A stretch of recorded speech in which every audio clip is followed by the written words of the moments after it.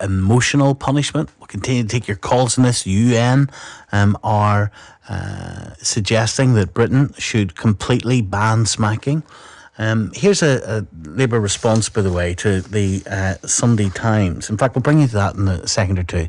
Just want to get my head around it. Let me get my head around it first. Down Police and Crime Commissioner Ron Hogg caused controversy this week when he said he wanted to offer cannabis users and small-scale growers the chance to avoid prosecution in a bid to stop what he called a cycle of reoffending. Mr. Hogg said he wants to see users of the Class B drug in the North East entered onto a course to deal with their habit rather than being arrested. What our whole strategy here is about is trying to reduce harm. We recognise cannabis as a harmful drug. It is widely used, and therefore what we're trying to do is to target those who are causing the optimum misery within our communities, and those who are addicted to cannabis. If we detect them and their addiction, we will seek to actually help them break the habit and aid them towards recovery. It seems to me quite a sensible way forward. Well, he's now being accused of sending out the message that drugs are okay and of overstepping his powers by going rogue. Has he gone too far? Should the rules on cannabis be relaxed? 0500 909 693. James Duffy's with us. James is a retired police inspector, spokesman for Law Enforcement Against Prohibition, a group campaigning for the legalisation of drugs. Hello, James. Hello, good evening, Steve. Hello there. And David Rains, member of the National Drug Prevention Alliance. Hello, David. Hi, good evening. Hello there. So, why should these type of drugs, James, be legalised? Well, where do you start? We've been fighting the war on drugs in this country since about 1971 when we took on board the Misuse of Drugs Act. We are 44 years down the road, and anyone who thinks the war on drugs has been won is deluding themselves. In the last 44 years, 32 of those years, I was a serving police officer. I joined in 1975, I left in 2007. When I joined in 75, we were talking about tenner bags, and when I left in 2007, we were still talking tenner bags. If drug prices had kept pace with inflation, that tenner bag would have been £147. The war on drugs is completely unwinnable. We have made no difference whatsoever.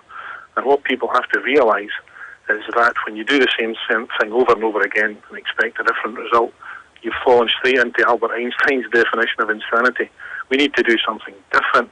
And what the Police and Crime Commissioner is doing is very, very clever, because before the programme tonight I had a wee look at a job description for a PCC, and I don't actually see where he can tell the Chief Constable what to do in relation to how he carries out his duties.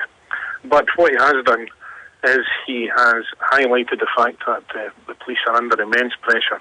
They've had their budgets cut by over 20%. They've lost a lot of officers, and they need to make better use of their time, and this is one way of doing that. It just seems the thrust of the argument, James, is that if the law can't be enforced, then change it, give up. It's not a question of giving up. If after 44 years of trying to enforce a piece of legislation that doesn't work, then if you continue to do that, you're only adding to the problem. What people don't realise is the war on drugs is not what a lot of people in this country experience, where perhaps their car window gets smashed and something gets stolen or a house gets broken into for someone to go and purchase some drugs. The war on drugs is what's happening in Mexico, where in the last 6 or 7 years, nearly 60,000 people have been murdered in the drugs war between the cartels, and they're fighting over turf and they're fighting over territory, and it's all driven by finance. There is a fortune being made in illicit drugs, and David? we are not making a difference. Hi, yes, I suppose James and I come from a similar background. I was in law enforcement as well. I'm a bit older than him. I remember the Dangerous Drugs Act 1965. It didn't all start in 1971, and it didn't even start in 1965. The police and crime, look, all constabularies, and James is quite right, all constabularies have got to have priorities, and they've got constrained resources, and there's a report today about Norfolk not even investigating burglaries. So we all accept that. They've got to have priorities. But what the Police and Crime Commissioner did, it seemed to me, and he's embarrassed himself, and he isn't here to defend himself, but he broke the most basic mistake. He made the most basic mistake in law enforcement, which is remove fear, doubt, and uncertainty. A lot of law enforcement is about the possibility of arrest, the possibility of interdiction, the possibility of being stopped doing something that is criminal. And he broke that rule by announcing that he wasn't going to do it. I think James is actually quite right. I don't think he can tell the chief constable what to do. And even the chief constable can't even tell every officer what to do all the time. So certain officers may take action. Where the Police and Crime Commissioner has embarrassed himself is the press reports today that one of the people he gave these guarantees of immunity to was a multiple offender, 30-odd previous cautions for cannabis, and a conviction for possession with intent to supply. That's nonsense. You know, Police and Crime Commissioners shouldn't do that. And so I've got to ask myself, why did he do it? And I looked at the history of Ron Hogg, look at the history of his chief constable, and they think like Jim.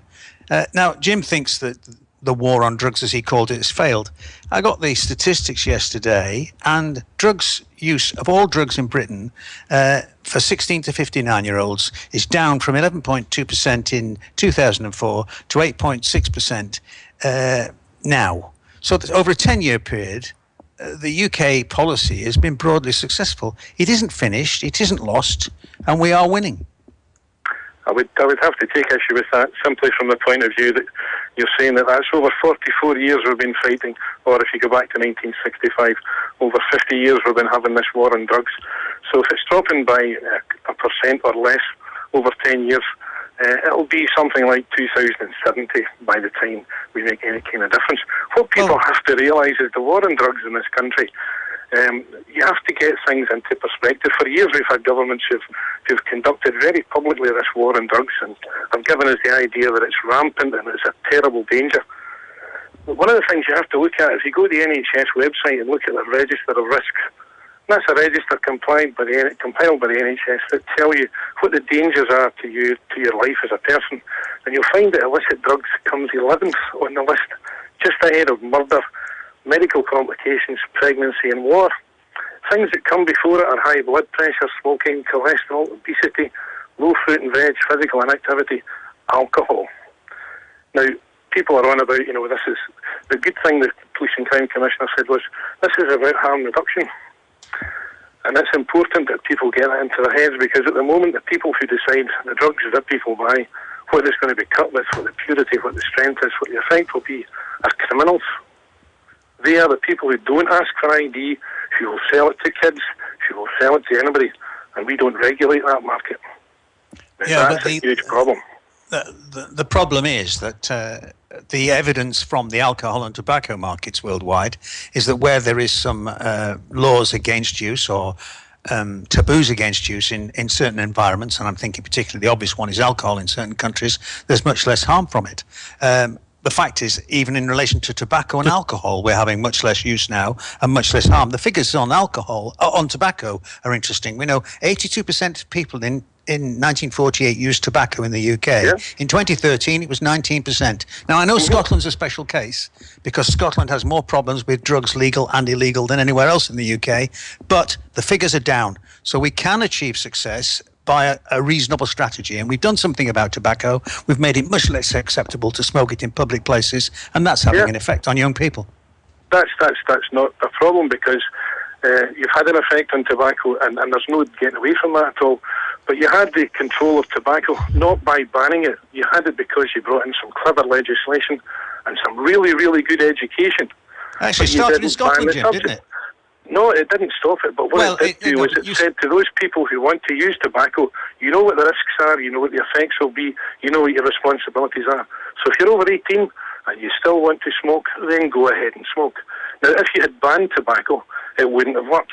If you'd banned alcohol, it wouldn't have worked. Why do you think banning drugs is going to make the slightest bit of difference? Well, it has made a difference. It hasn't made a difference. Well, we'll have to differ about that. It is making a difference on the statistics that came out yesterday. The UK is doing much better than a lot of other countries, including countries that are spoken of as great models like Portugal. We're doing far, far better than other countries. We're doing far, far better than the US. And what you want to do is undermine that. You've just got to ask yourself, if products are freely available, will more people use them? And will more people use them? When did we say they were going to be freely available? You're going Well, to if you're you going to legal- regulate it. You're going to legalise it. You're going to regulate it, and you're going to control Okay. it. You're not going to sell it to children. You're not going to sell it to people under 18. And- You're and going do to you think regulate the that- supply and the purity. All right. You're going to take it away from the criminals Listen, where it we're- currently It's not is. We are possible going- to do that. we're It's going to not have- possible to do that. I mean, 14-year-olds get hold of cigarettes now. We're going to leave it there, gentlemen. Thank you very much Okay. indeed. We'll get your reaction after 11 to that. We're also looking through all the front pages of the papers tomorrow. We'll do that after 11. 0500 909 693 if you want to take part in the debate. Here's a nice wee story. We're calling it Watergate. Would you pay 20